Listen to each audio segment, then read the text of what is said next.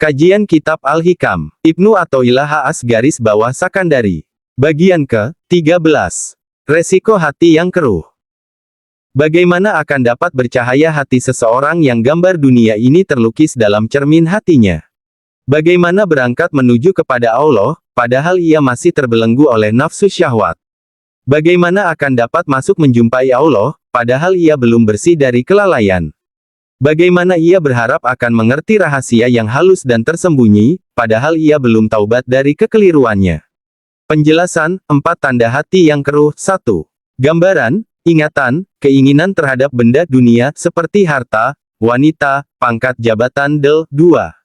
Syahwat, keinginan yang melupakan Allah. 3. Kelalaian dari zikir kepada Allah. 4. Dosa-dosa yang tidak dibasuh dengan taubat.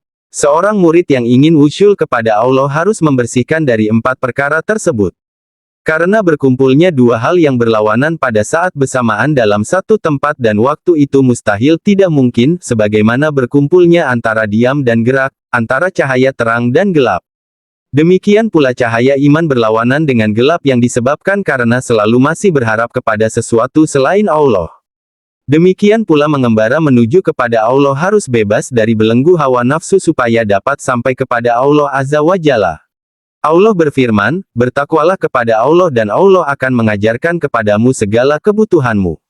Rasulullah Shallallahu Alaihi Wasallam bersabda, barang siapa mengamalkan apa yang telah diketahui, maka Allah akan mewariskan kepadanya pengetahuan yang belum diketahui.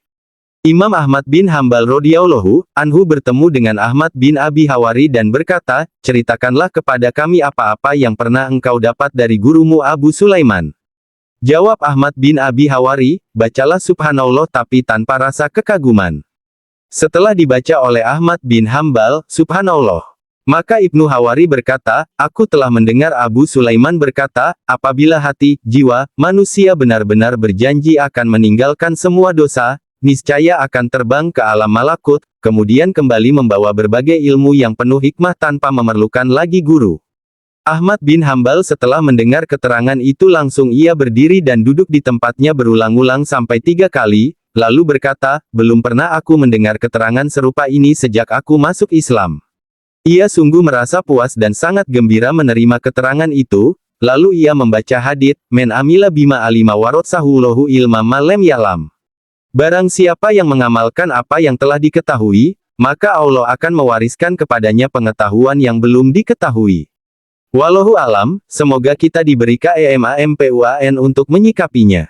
SEMOGAT sehat walafiat, istiqomah dan wafat dalam iman, Islam serta husnul khotimah.